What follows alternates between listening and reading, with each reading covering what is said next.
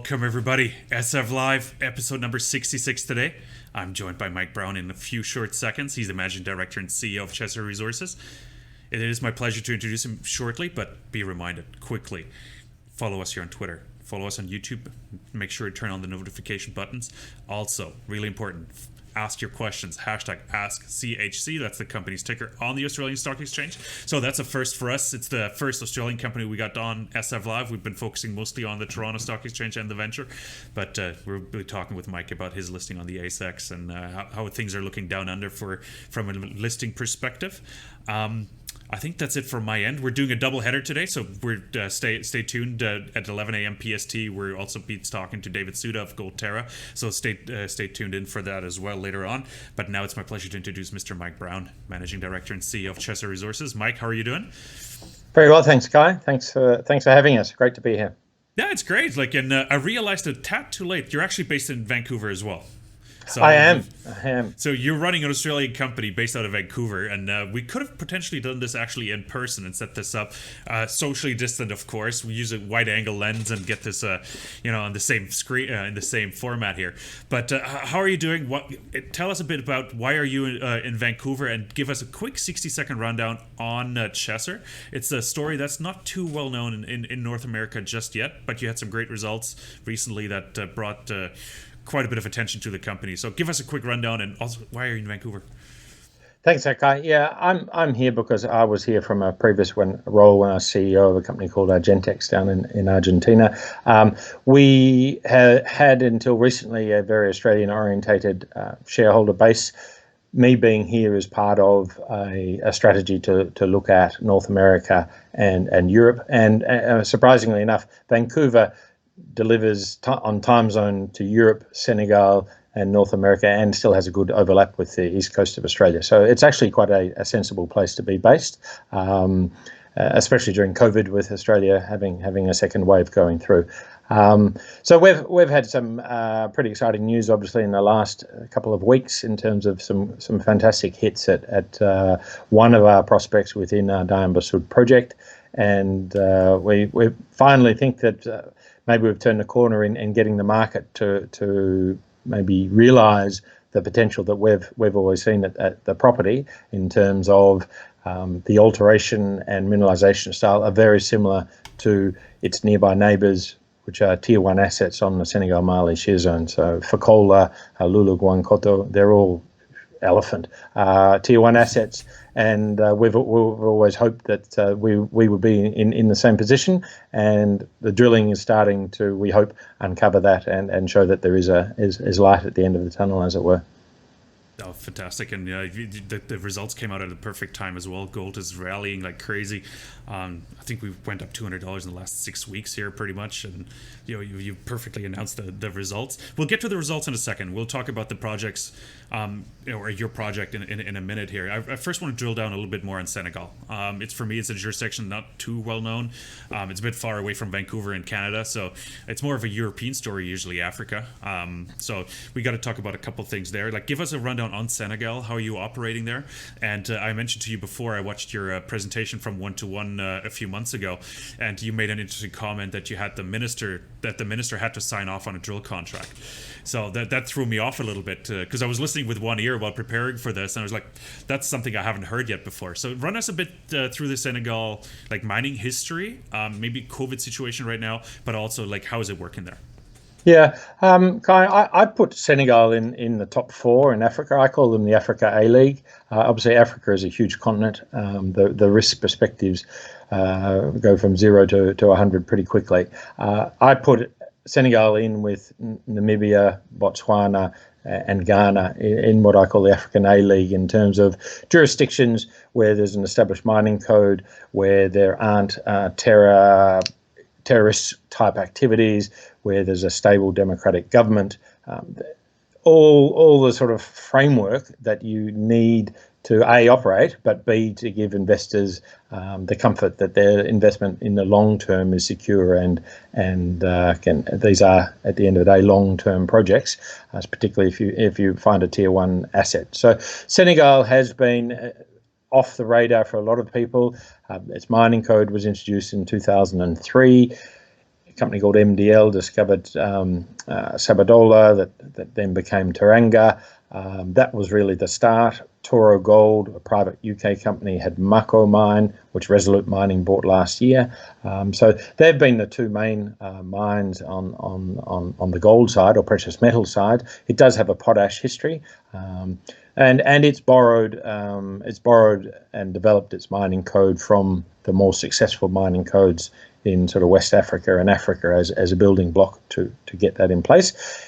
Having said that, and as you raised, it does have its quirks, albeit the Minister and the Director General were travelling at the time, so they couldn't actually sign it. It's a bureaucratic process to approve a drill contract, which appears a little bit strange. But in terms of operating license to get things done, there are good environmental standards and all the sort of safety check guards and guidelines that you would expect to have in place to ensure that things aren't run amok. So we've found it a very, very good jurisdiction to be in. It's French. Our exploration manager is based in Dakar. He speaks French. He's got a wealth of experience in the area. So in terms of COVID, that has been a significant benefit for us, having our exploration manager in country the whole time, local geos. There have been no serious issues that we've had. Luckily, we've implemented a procedure for COVID emergency operating procedure that has worked very well. We haven't had any incidents. There have been curfews, there have been travel restrictions, and we managed to do a 4,000 metre RC program without any issues. That being said, I mean, it's the one thing I know about COVID is it's not the flu. So you have to take the relevant precautions and act on this seriously. So we've done that, and touch wood that continues. Senegal itself, 200 or so deaths and a relatively small amount of cases. So they're doing reasonably well, but you never know, there. So positive so far, and with more corporate activity. Barrick getting very active on a neighbouring property to the east of us called Bambadji. That's an exciting part for us. Obviously, Resolute coming in last year, and Teranga's recent expansion through the acquisition of Massawa, I think all stack up pretty well to a real vote of confidence in Senegal as a jurisdiction. Yeah. We'll get to your neighbours in a second as well. Like, because Teranga put out a pre-feasibility study as well the other day that we should talk about, at least in context of your project. I'm glad to hear that there were no impacts on the exploration side so far from COVID, that there were no slowdowns or anything. Where are you sending your assays to, just out of curiosity? Yes, we send them to Bamako in Mali. There are no accredited laboratories in Senegal itself. The road to Bamako, Mali, goes right through our property. We're right on the border, so it's quite handy having a sealed road going through to our property and then through it into Mali. So okay. we get reasonable turnaround. Obviously, Mali has an incredibly active mining industry, so the labs are very backlogged, particularly towards the end of the season. In the start of the season, it's good in October, and then it gets a little bit slower and slower as the season progresses. No, fair enough. I was just going to ask you, like, when you kept on talking about the turnaround times, but again, it's like there's no impacts from COVID or anything. Like, it seems pretty normal. Yeah, a day or two longer for things to get across the border and there, because the borders are shut, but everything still works well. Okay, fantastic. I'm debating right now. Should we talk about capital structure first and using capital raise, and then talk about the drill results, or do you want to talk about the drill results first? And it's both are quite really interesting aspects, and I think we should actually start with the capital structure. Sounds good. You recently raised $6 million Aussie at 8 cents. So I want to get a little more color on who came into the financing. I'm suspecting Mark Connelly took a big chunk of that personally coming in, and his group. So that's probably in relationship to that, and we can talk about that. Give us some more color on that. Yeah, unfortunately for Mark, because we were in possession of results, end of Australian financial year results, etc., before actually publishing them, all directors and potential directors were blacked out. So Mark couldn't participate in that financing, nor could any of the directors in that sense. The raise was heavily oversubscribed. We cut back allocations over 50%. We didn't want to and didn't need to blow out our capital structure at as you mentioned, at that pricing. The key reason for us doing it was we have, until recently, been very much do a raise, spend that money on drilling, and then become financing once we have results, which a very hand-to-mouth existence, which mean the results have never got the market's true valuation, because the market always expects us to do a financing. So the rationale, part of the rationale, one of the reasons for the financing we did was, well, let's get in a position that when we have all the full results, we're fully financed and can do our next program without any issues, and give ourselves a longer runway to hopefully get the results and continue to build the market cap and valuation of the company based on the results and giving them full value. Now, you raised $6 million, and like hindsight is always 20/20, right? So don't get me wrong. But why didn't you just raise 2.5, maybe 3, and then raised now? Like, are you planning to raise more right now? Now you're trading 23 cents, not at 8 cents anymore. So yeah, we have capacity. We don't have any current plans to. We're not out marketing to do a raise at the moment. Strangely enough, 2 million financings are almost harder than 5 or 6 or 10 million financings, because the tickets are so small for institutions. We were focused on institutions in this raise. Institutions writing $50,000 check or $100,000 check is more pain than gain. So there had to be a certain size to make that attractive to the institutions, and it was heavily subscribed. And if you look at our volume since that close, and more importantly, since the drilling results that we put out recently, you can see that there has been significant volume, and a lot of that has come from institutions who were cut back, and institutions who have since realised that this is getting to be quite a serious, potentially significant story. And so that's really encouraging to see people, to have institutions buying on market is a great step forward, I think, for capital structure. Yeah, I actually made note of that, because I noticed the 2.7 million shares traded daily on average, which is quite high for an exploration company at that stage. So, and continuously trading at that volume, that's fantastic. Can you drill down just a little more on the details, like who actually came into the financing? You mentioned institutions. You list a few in the presentation from May. The presentation has been updated on the website, so it's like, can you give us some color on like who actually came in and where the interest came from? Was it mostly Australia? Was it Europe? Was there some North American institutions? It was all Australian institutions. In this financing, we had Canaccord working with us on this one. That is a part of a step towards getting to broadening our net. But with COVID and timing, et cetera, we couldn't do the typical marketing that one would do if one was trying to court institutions. So in this instance, it was Australian-based institutions. Okay, fair enough. Well, congrats on that financing. It's going to allow you a lot. It's going to give you a lot of leeway moving forward. Let's talk about the exploration side. Let's talk about your fantastic drill results. I have to admit, like, my Twitter stream exploded with those results, and it has been teased by a few guys I followed. Like, they were really anticipating those results, and of course, you blew the lid off the pot here with those results, obviously. Let's talk about them. Give us a rundown on the results. What do they mean? Like, what are the next steps, obviously, too? Yeah, I mean, our focus up till now has very much been at Area A, where we've been able to put the geology together with some really good high-grade results on a structure, and now we've identified a second structure. I think the biggest part of this story has always been, and in our presentation, I think we use the words enticing signs for Area D, where we've seen good grades, 53 metres at 2.6, 16 at 5, really good science, but haven't been able to put it together. In this program, we chased a theory of a northwest structure controlling the mineralization, and the first of 2 lines that we drilled, all the holes hit it. We had sort of a 200-meter wide mineralization zone open on either ends of that, with thicknesses 55 meters at 4.5 grams. 48 at 6.7. So that to us is a very significant step forward in this concept that we are in a belt where the projects or the deposits are very large. Fekola, Guancoto, Lula being great examples of that.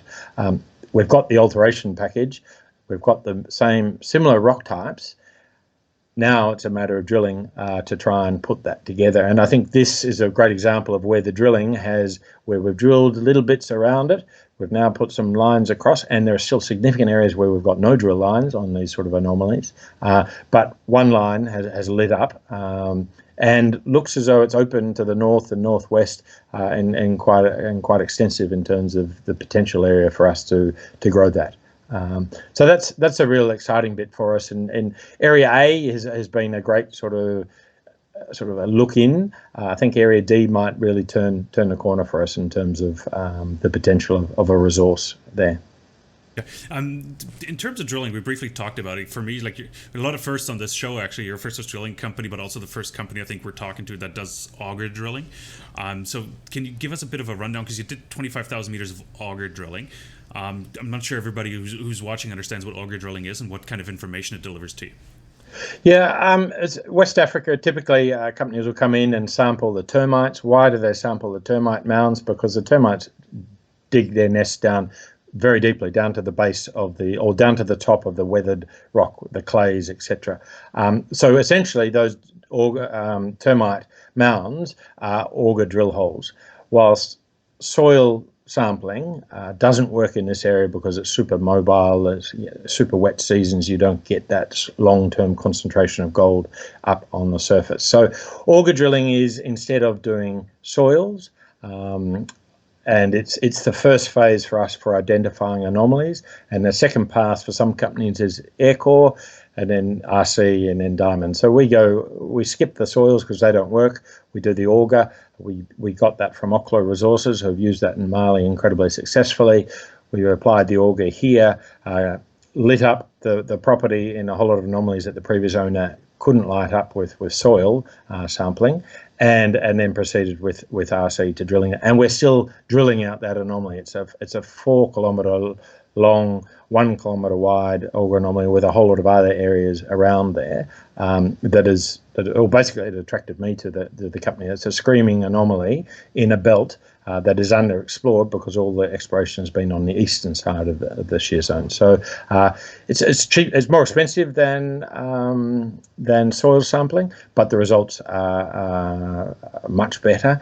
And Barrick have adopted what we did and went through and redid their whole Bambadji exploration program using auger and then IP as we did, and now they're RC drilling. So I think it's in these type of terrains, these weathered and very wet terrains, it is the go-to sort of methodology.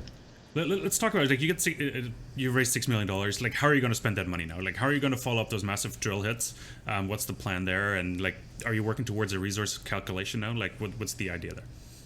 Yeah, so we expect a sort of a 15 to 20,000 meter program. Part of the reason of that financing was to enable us to say and fund the next steps without having to go back to the market. So 15 to 20,000 meters, mainly RC, but diamond is critical here. We're undercover. This is a blind discovery, so the geology we are guessing at. So diamond is critical in putting that together, and particularly we're in a structural complex zone because we're right beside or adjacent to the Senegal Mali shear zone, which is a structurally complex area with a whole number of cross-cutting structures and faults and et cetera, et cetera.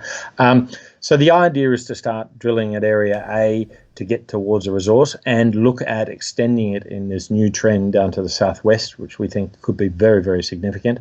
So Area A, that's the focus.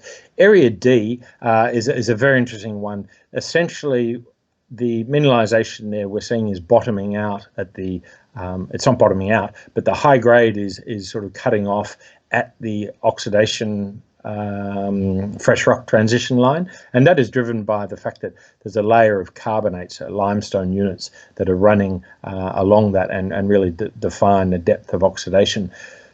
The grade within that those carbonates is also lower. Carbonates aren't as a receptive host in this part of the world to gold as they are in other parts of the world.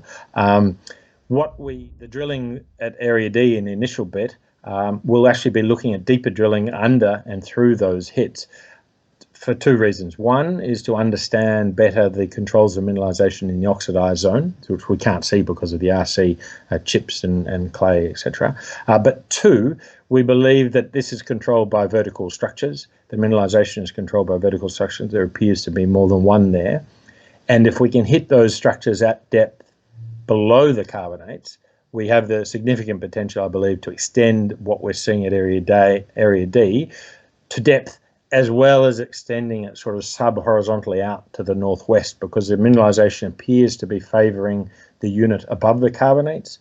So if we can follow that down to plunging down to the northwest and then add some vertical extension, I think we have a very exciting property in terms of potential to create a significant resource there.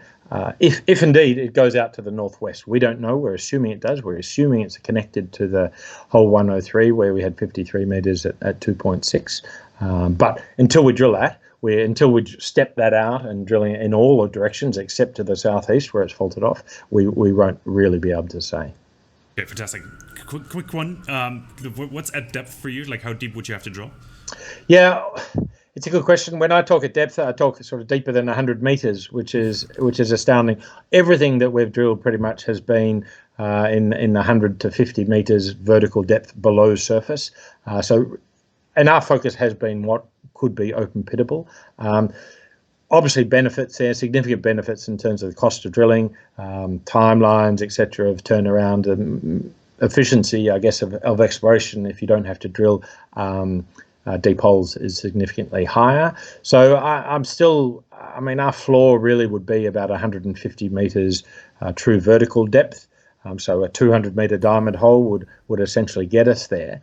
And that the reason why we pick 150 as a nominal figure, that's essentially a base of what might be an open pittable type resource.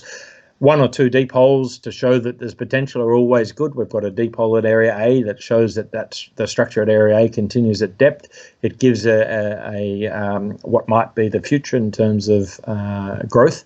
But our focus initially will be to look at a resource in the sort of the 150 to 100 metre depth and shallower environment.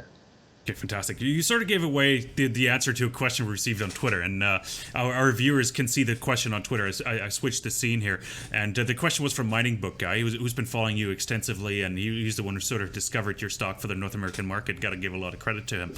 But his question is like, it starts off with a statement. It's noticeable that grades decrease into the fresh rock, and then is there a good chance grades increase deeper into the fresh? And then can you comment on possible connection to DSR 103 from September 2019, where you drilled 53 meters at 2.61? I really just want to make sure we drill down the answer on that one, because I think you answered it, and with the carbonates and everything like that. I'm not a geo, so I probably got everything wrong I just said, but just sort of answer that one, just more concise. Okay, is there a connection, and what does it look like? Yeah, we believe there is a connection, as I mentioned. And why is that? Because the 53 meters at 2.61 has a high grade, very oxidized fault through it, and then has pyrite fresh rock mineralization extending out down the rest of the hole, which could easily be what we're seeing in the 100% oxidized material in the line that we did at Area D, where we've got high grade and then the lower grade, which is limonite in the oxidized material, is that. So that's our current theory. Certainly the IP supports that there is a structure running through to the northwest. Without stepping out and drilling it, we can't confirm that, but that's our current suspicions. And as I mentioned, the depth thing, that mineralization is subtle in the limestones, carbonates. We hope that we could find a preferable lithology below there. At Area A, we do get the sediments as being the preferred lithology for hosting the mineralization. So if we can get down there below there, we hope that we can find some depth extensions. Yeah, perfect. To summarize now, we hit our timeline. We're already at 24 minutes. We're already way over, but it was interesting, so that's why I let it run. But give us a quick rundown, what to expect in the next 3 months. What's Chester up to? What can we expect in terms of news flow? Yeah, so final results from 9 holes and a re-entry to extend. We expect to come out within sort of probably not this week. They won't make this week, but they'll probably make next week. So that'll be the final results, done and dusted. We're putting all that into the planning. So we're already out to tender for drilling. As I mentioned, 15,000 meters in the first phase. We'll do a then subsequent phase. So come October, when the wet season has finished and the ground is dry enough for us to get out there, we expect to be drilling. We'll have a diamond rig and 2 RC rigs, so lots of news from that. In the meantime, we're doing bottle rolls on the Area A mineralization, which is all fresh rock, to check that there's no refractory ore present. Refractory is not a killer. It's nice to know that you have refractory before you start making plans. So that's the sort of the next steps for us quickly. Obviously, we've got a new chairman, Mark Connelly. He brings a wealth of network and connections to it. So I've spent, obviously, over the last 2 weeks, a lot of time on talking to people who Mark has brought into the story. So that's been a real positive in terms of his credentials and network in West Africa are second to none in my book. So a really important phase for us coming up. We're fully financed for it. The market's moved well for us. Gold, as you mentioned, is going well and probably has still got room to go. So it's a very nice setup for when we start drilling again in October. Fantastic. Mike, thanks so much for coming on. Really appreciate it. Thanks for your time. Everybody else, thanks for your questions. I've talked to a couple of people beforehand to get a feel for the story, to ask the right questions, and to feel Mike out there a little bit for you guys. Make sure to follow us on YouTube. Make sure to follow us here on Twitter. Turn on the alert button. That way you get notified when we go live with another interview. And stay tuned. In about half an hour, we're going to go live with another interview today with David Sud of Goldterra. Doubleheader. We usually don't do those, so stay tuned for that as well. Appreciate you tuning in. Mike, we'll talk very soon. Let's catch up for a coffee in town, a socially distant coffee. And talk soon. Sounds good, Kai. Thanks. I really appreciate it. Cheers. Bye.